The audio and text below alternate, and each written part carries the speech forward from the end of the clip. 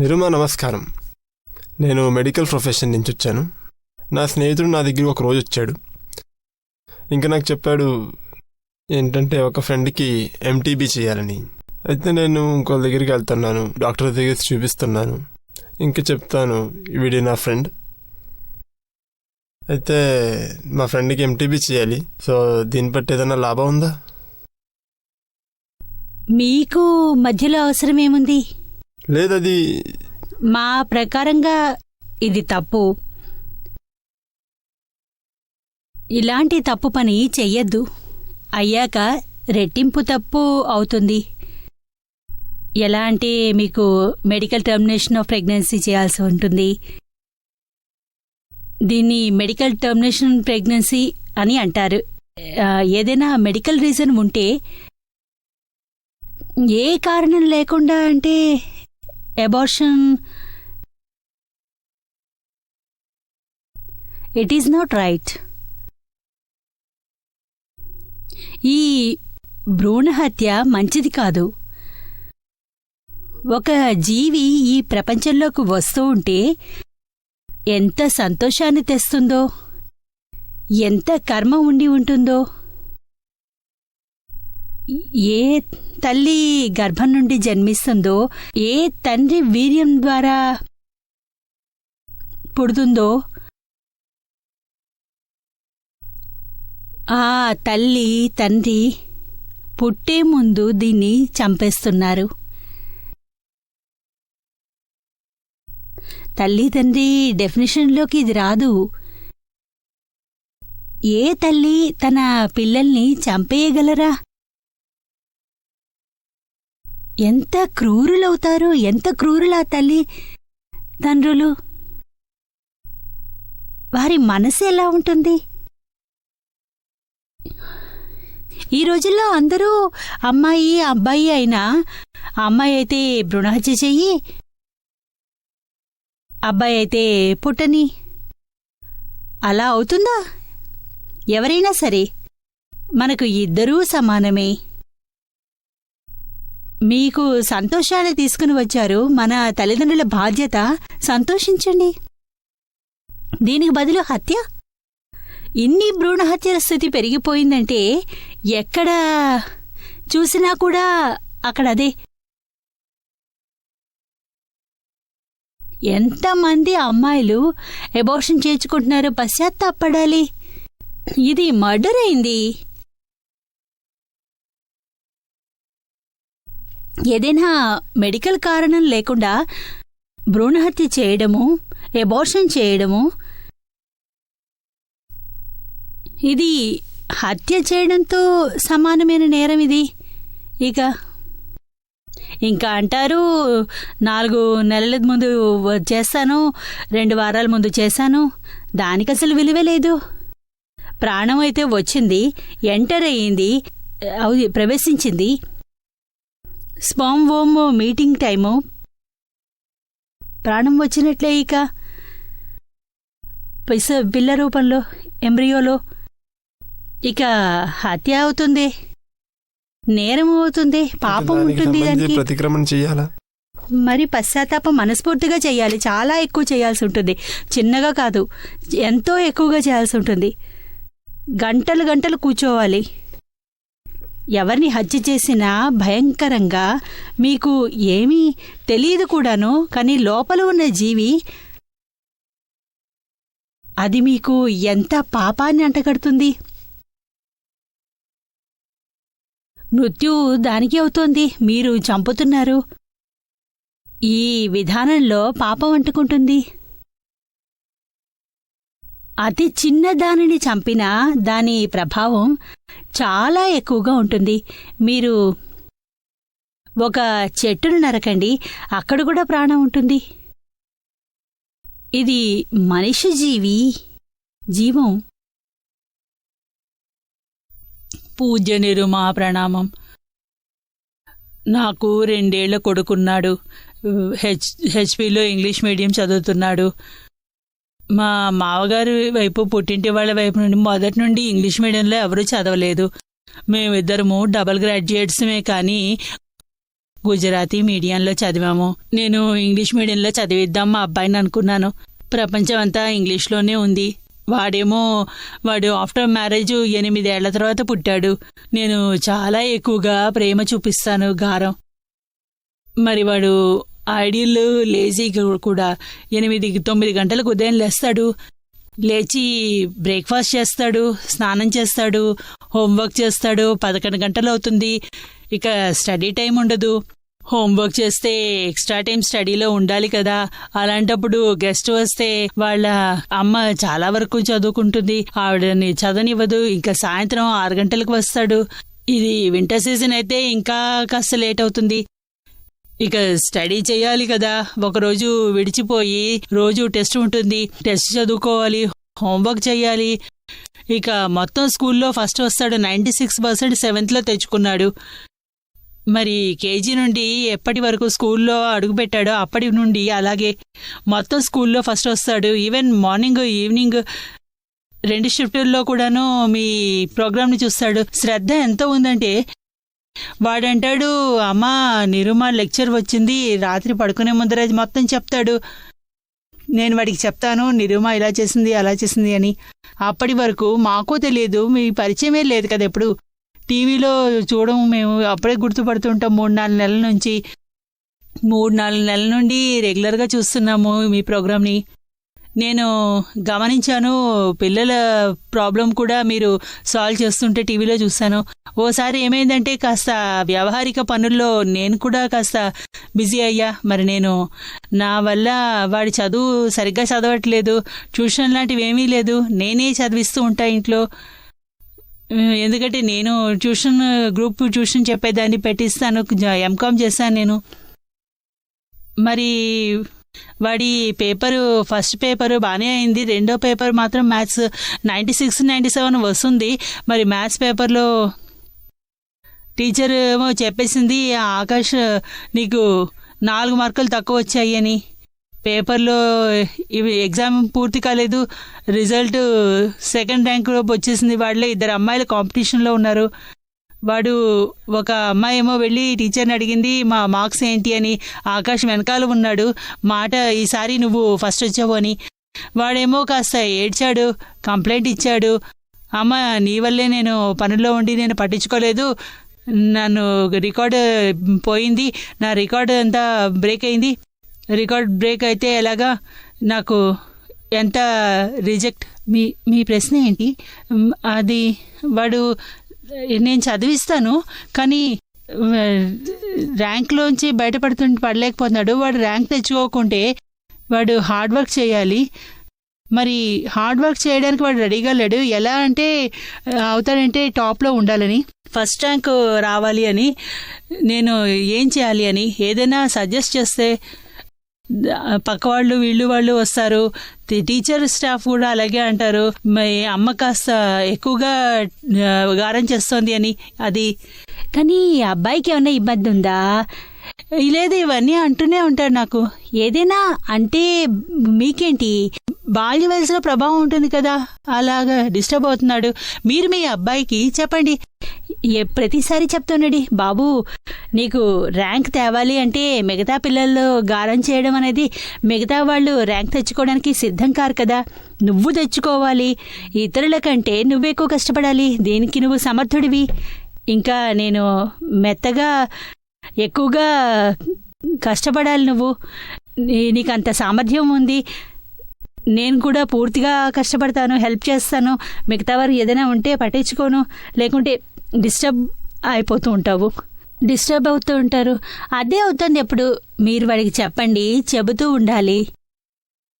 బయట వాళ్ళు ఏదైనా అంటే 10 రెట్లు ఎక్కువగా మీరు వివరించాలి. నేను చెప్తాను, కానీ వాళ్ళు వచ్చి వాడి ముఖం ఇదే అంటుంటే మీ అమ్మ చదువులేదు అని, మీరు వాళ్ళకి చెప్పండి, ప్లీజ్ మా అబ్బాయి ఎదురుగా లాంటి మాటలు మాట్లాడద్దు అని. నాకు చెప్పద్దు, ఇది మా ఇంటి విషయము. ప్లీజ్ నేను మిమ్మల్ని రిక్వెస్ట్ చేస్తున్నాను, ఈసారి ఈ మాట వనద్దు. మీ అబ్బాయికి ఏ ప్రాబ్లం లేదు, మావాడు బాగానే చదువుకుంటున్నాడు, ర్యాంక్ తెచ్చుకోవాలి. మీ పిల్లల చదువు గురించి మీరు చూసుకోండి. అలాగే. అప్పుడు మీ పిల్లలకి చాలా ఎక్కువగా ఉంటే ఎక్కడ లోటు అనేది గమనించాలి. ఎక్కువగా ఇక్కడ స్ట్రిక్ట్గా ఉండాలి. 96 తెచ్చుకుంటాడు. ఎంత వచ్చినా మంచిదే. ఇంకా ప్రోత్సహించండి. ఇంకా దాదా భగవాన్ వాడికి కాన్ఫిడెన్స్ తెప్పిస్తాను. శ్రద్ధ ఉంచుకో, మార్క్స్ని బాగా తెచ్చుకో. ఫస్ట్ కావాలంటే అన్బ్రేక్ చెయ్యాలి నువ్వు. మిమ్మల్ని చూడనే లేదు, టీవీలో చూసేసాను. ఇతనికి అంత కాన్ఫిడెంట్గా అనిపించిందంటే వెనకాల పేపర్స్ ఉన్నాయి, బాగానే రాశాడు. సంస్కృతం కంపల్సరీ సబ్జెక్టు, 9 మార్కులు అలా పోయాయి. మీ చరణస్పర్శ వాడు వచ్చాడు, ఇక్కడ ఇవ్వండి. మీ చరణస్పర్శ కూడా చాలా బాగుంది, చాలా బాగుంది. మొత్తం స్కూల్లో ఫస్ట్ వస్తాడు. నమస్కారం. నిరుమా, ఒక పర్సనల్ క్వశ్చన్ ఉంది. పర్సనల్ క్వశ్చన్ ఏంటంటే, నేను ఒక బిజినెస్ చేస్తున్నాను. ఆ బిజినెస్లో ఏం జరుగుతుందంటే, అస్తమానం ఏ మనిషినో ఏదైనా ఇన్ఫర్మేషన్ ఇచ్చేస్తాడు. ఇంకా వాడి మాటల మీద ఎక్కువ నమ్మకం పుడుతుంది. ఇంకా నమ్మకంతో నేను వాళ్ళతో డీల్ చేస్తాను. 1, 2, 3, 4 డీల్ వరకు ఏమీ అవ్వదు. కానీ ఎప్పుడైతే 5, 6 డీల్ అవుద్దో అప్పుడు నాకు ఎదురు దెబ్బ తగులుద్ది. ఎదుర్కొంటూ ఉన్న మనిషి ఎప్పుడు మనం జారీ చేస్తాము ఏంటంటే, ఇలా ఎవరిని ఎందుకు చేస్తున్నారు? 5,000 కోసం, 10,000 కోసం, 50,000 కోసం, ఇలాగే అవుతుంటుంది. కానీ ఎప్పుడైతే ఇంకో మనిషితో డీల్ చేయడానికి వెళ్తాను, ఇంకో ఏ మనిషితో డీలింగ్ చేయడానికి వెళ్తాను, ఇంకా నాది ఏ నేచర్ అయితే ఉందో అదే నేచర్ పైన నేను ముందుకు సాగుతూ వెళ్తున్నాను. నాకు అప్పుడప్పుడు అనిపిస్తుంటుంది ఏంటంటే, నేను కరెక్ట్ చేస్తున్నాను, తప్పు చేస్తున్నాను. ఏంటంటే, నమ్మకం ఉంచుకోవాలా మనుషుల మీద, లేకపోతే ఉంచుకోకూడదా? కానీ మీకు విశ్వాసం ఉంటే అప్పుడు మీకు దుఃఖం ఉంటుందా? బాధగా ఉంటుంది. కానీ మరి ఆపై మిమ్మల్ని మోసం చేసిన వారిపై మీకు ద్వేషం అనేది ఉంటుందా? ఏంటంటే, మోసం చేసిన వాడి మీద కోపం వస్తుంది. కానీ ఏంటంటే, మళ్ళీ దానిపైన అనాలిసిస్ చేస్తాం. నేను జ్ఞానం తీసుకున్నాను కాబట్టి. ఇంకా జ్ఞానం తీసుకున్న తర్వాత నేను ఎప్పుడైతే అనాలిసిస్ చేస్తానో అప్పుడు తెలుస్తుంది ఏంటంటే, దీంట్లో తప్పు ఆ మనిషిది కాదని. ఓవర్ కాన్ఫిడెన్స్, ఎక్కువగా నమ్మకం ఉంచుకుంటాం వల్ల అవుతూ ఉంటుంది. మరి మీదే తప్పు. ఓవర్ కాన్ఫిడెన్స్లోకి ఎందుకు వెళ్తున్నారు? కాన్ఫిడెన్స్ వరకు ఉండండి. ఇంకా ఎప్పుడూ ఉంచుకుని విశ్వాసం వదలద్దు. బిజినెస్ చెయ్యాలంటే బిజినెస్ విధానాల ప్రకారమే చెయ్యాలి. దీనిలో వెనకాల ఫ్యూచర్ ఏ బాధ ఉండకూడదు. మీకు పాడవుతుంది. బిజినెస్ ఈ విధంగా ఎలా ఉండాలో ఆ ప్రకారంగా చేయకపోతే ఎదుటివారు విశ్వాసం మాత్రం ఉంచుకోరు. ఎదుటివారు కూడా మిమ్మల్ని నమ్మరు. మీకు విశ్వాసానికి చెడు చేస్తారు. ఫలితంగా మీకు నష్టం వస్తుంది. ఎదుటివారు విశ్వాసం ఫలితంగా వారు కూడా ఇబ్బంది పడతారు.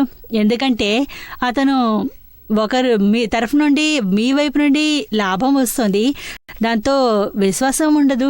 మీరు విశ్వాసం ఫలితంగా అకౌంట్లో బిజినెస్లో ఖచ్చితంగా ఉంటే అందులో మీరు చాలా జాగ్రత్తగా అప్రమత్తంగా ఉంటే మీరు చేసే బిజినెస్ దాంతో ఎదుటివారు కూడా విశ్వాసఘాతం చేయడానికి ఆస్కారమే ఉండదు. మీరు వారిపై గుడ్డి నమ్మకాన్ని ఉంచుకుంటే వారికి విశ్వాసఘాతం చేసే అవకాశం కూడా ఉంటుంది. మీరే వాళ్ళని పాడు చేస్తున్నారు. మీరు ఎలా ఉండాలో అలాగే ఉండండి. మంచిది. నార్మల్గా ఉండండి.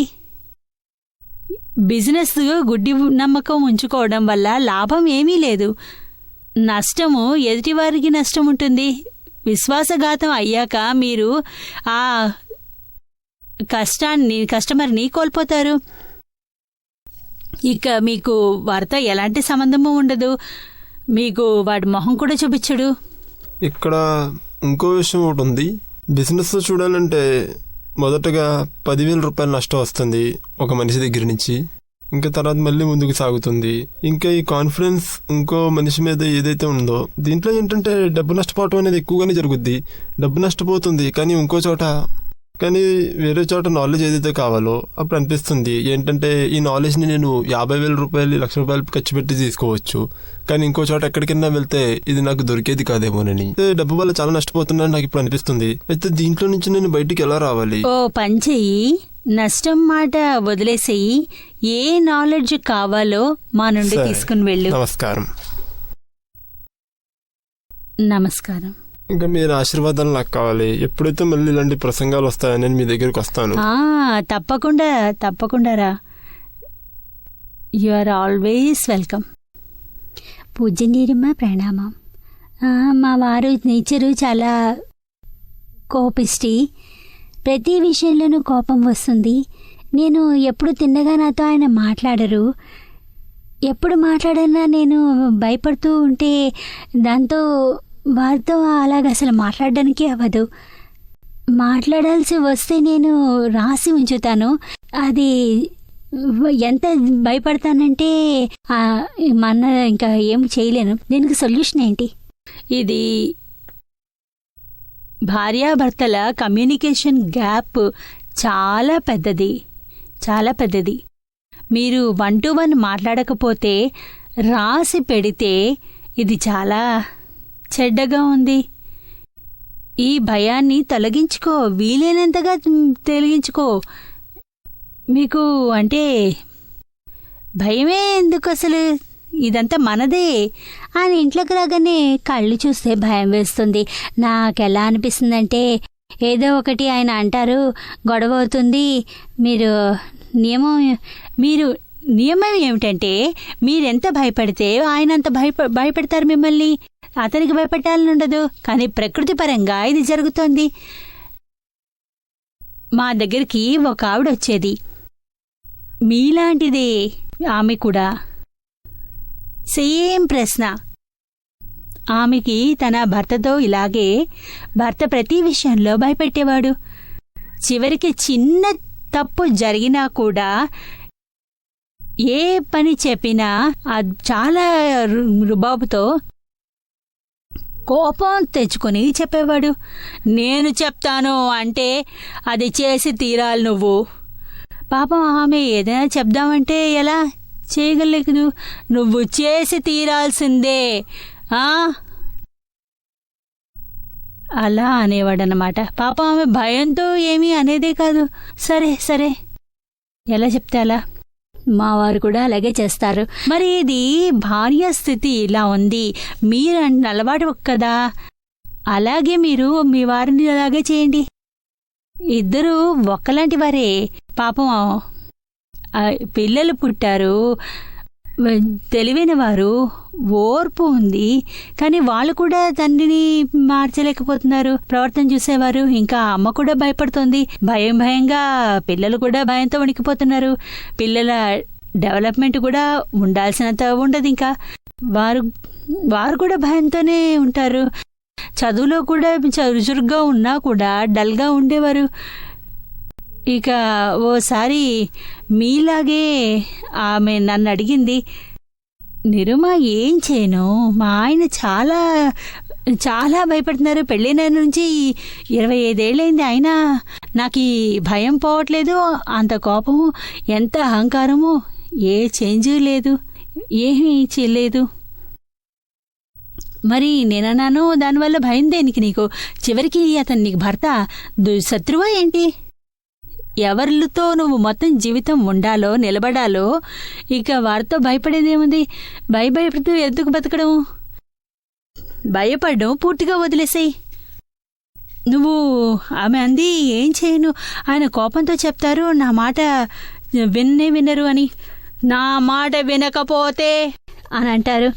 ఆయన అలాగే అంటారు, ఇల్లు వదిలి వెళ్ళిపోతాను. మరి మీరు కూడా అనండి, వెళ్ళిపోతే వెళ్ళిపో అని. నేను హాయిగా ఇంట్లో ఉంటాను. ఎలా చెప్పి చూడు, అంత ధైర్యం లేదు. ఆవిడ కూడా అలాగే స్థితి.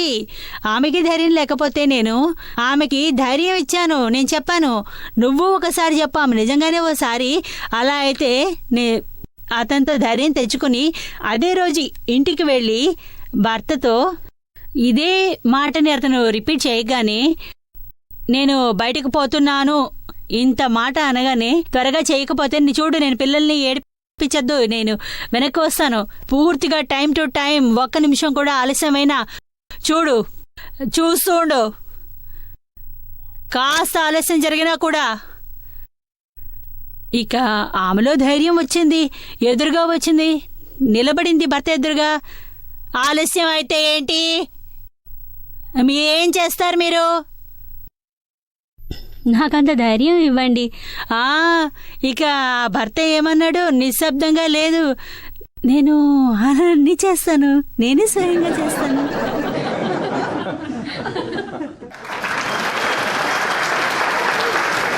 ఒక్కసారి ధైర్యంతో అను, అతను తిన్నగా అవుతాడు. ఎంతకాలం భయపడతావు? అప్పటి వరకు భయపడుతూనే ఉంటారు. ఆమె భయపడకపోతే ఇంకేం చేస్తాడు? దాని ప్రభావం పిల్లలపైన పడుతుంది. పడుతుంది కదా. పిల్లలు ఎదురుగా భయపెడితే ఒంటరిగా ఉన్నప్పుడు భయపెట్టు. ఓసారి ఇలా చేస్తే చాలు. ధైర్యంతో ఆలోచన తప్పు కాదు, అతని భయం పోతుంది. మధ్యలో ప్రేమ పెరుగుతుంది. లేకుంటే భయం ఉన్న చోట ప్రేమ ఎలా ఉంటుంది? ఇక మీరే ఆశీర్వదించండి నా భయం పోవాలని. ఆశీర్వాదం ఉంది, నువ్వు గట్టిగా మాట్లాడు. ఇక భయం అంతా అదే పోతుంది.